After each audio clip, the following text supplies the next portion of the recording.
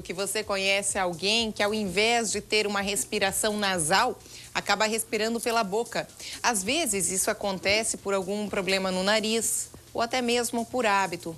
Mas olha, essa prática pode trazer inúmeros malefícios para a saúde em termos gerais.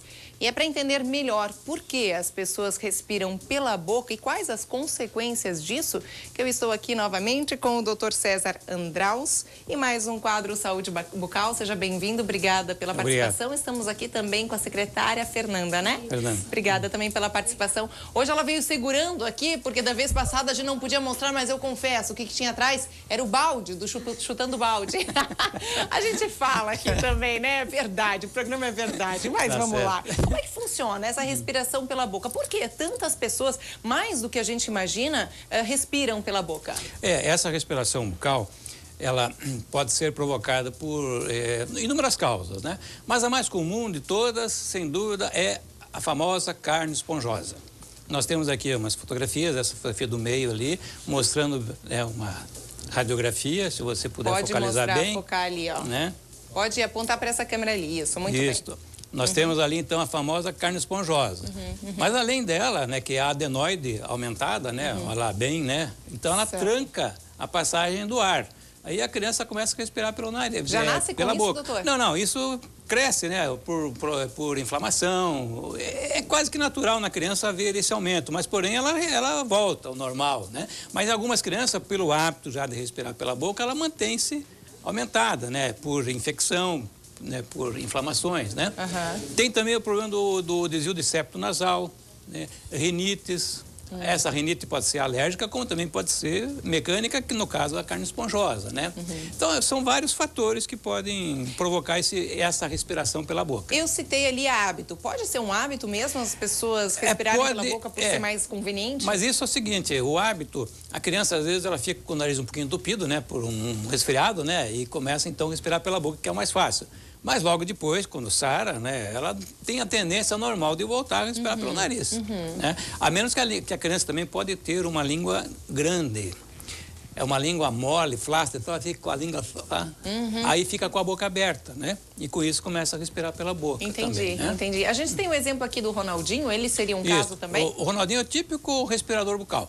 Então, ele não consegue fechar a boca, ele não consegue encostar o lábio, os lábios, né? Porque não tem competência para fechar os lábios. Ele pode jogar muito bem futebol, mas para fechar a boca...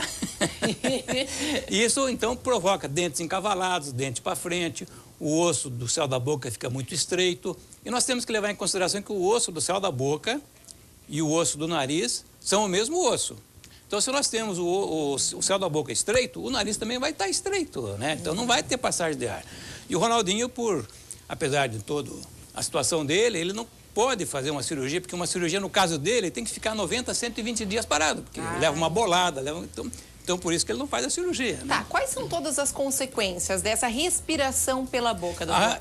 As consequências são várias, né? Nós temos, inicialmente, nós podemos falar sobre a alimentação. Essa criança, ela não consegue se alimentar com alimentos sólidos, ela tem que manter a boca livre para respirar, né? Então, ela engole rapidamente, mastiga rapidamente, engole rapidamente, é mais líquido, alimento pastoso, né? Para poder respirar. O sono fica muito comprometido, porque ela passa a ter apneia de sono. Esse sono comprometido traz uma série de outras consequências, né? Inclusive na escola, o déficit de atenção, né? Na escola. E quando ela respira pela boca, o ar não é filtrado, tá? Não é aquecido e nem umidificado, como é pelo nariz. Como respira pela boca, então, consequentemente, a oxigenação do cérebro fica um pouco deficitária. Nós temos aqui umas fotografias mostrando, inclusive, problema de coluna, porque a criança... Qual fotografia, Demian? Em cima, no meio, ali, nós vemos, né? Demian, vou mostrar aqui. Qual fotografia que é? Aqui em cima, né, no meio, temos ali uma criança, né, de frente, de costas, de perfil, mostrando como é a coluna dela, né? Essa aqui. Ah, tá. É a do lado, é a do lado. Essa Isso. Aí. Muito bem. Essa outra fotografia do lado, onde tem aqui o raio-x, nós vemos como é que fica a coluna dele. Fica né, uma curva, né? Certo. Né? Aqui, ó, curva nessa foto aqui, ó. Tá, perfeito. Essa na sequência dá de ver uma outra consequência da respiração exatamente. bucal. Porque o que acontece? Para ele respirar pela boca, ele não pode ficar numa posição ereta. Ele tem que levantar a cabeça para o ar entrar direto para não ressecar a garganta. Aí, é claro que ele não vai andar com a cabeça levantada, né? Então ele vai fazer toda aquela dobra na coluna vertebral para conseguir ficar. Então, dá esse problema de coluna ali, né? Compromete também o hormônio do crescimento, porque durante a noite é liberado o GH, que é o hormônio do crescimento. Isso aí foi tem até um estudo muito interessante no Hospital Edmundo Vasconcelos, em São Paulo, com 26 crianças na faixa de 3 a 8 anos de idade e que tinha a indicação de remoção das adenoides. Então, foram feitos dosagem de nível hormonal antes da cirurgia e depois da cirurgia. Né? E demonstrou-se o aumento significativo do hormônio do crescimento após a remoção e a criança passar a respirar normalmente. Isso porque acaba afetando o cérebro? Porque o que acontece? A criança dorme muito mal e o hormônio do crescimento é liberado à noite, durante o sono. Então, se a criança dorme mal, também há um comprometimento na liberação desse hormônio. Então, as crianças não têm aquele desenvolvimento normal. Gente, olha só, seu filho pode estar indo mal na escola por estar respirando pela boca. Olha só que interessante essa constatação que a gente fez aqui no programa. Como tratar? Ou seja, o pai e a mãe percebeu, meu filho respira mesmo pela boca. Enfim, primeiro, talvez, aquilo que a gente citou agora, que seria o fato de ter uma rinite, um desvio de septo, teria que primeiro tratar esses problemas. Né? Inicialmente, o tratamento, claro, levar num otorrino, né? Ou então fazer uma teleradiografia, que é uma radiografia dessas daqui, né? Como estão aqui.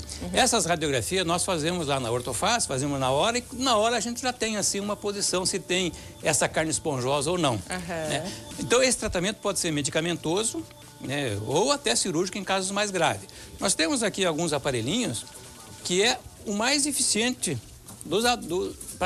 para se abrir as vias aéreas do paciente, né? É um aparelho chamado IRAX, né, ou expansor.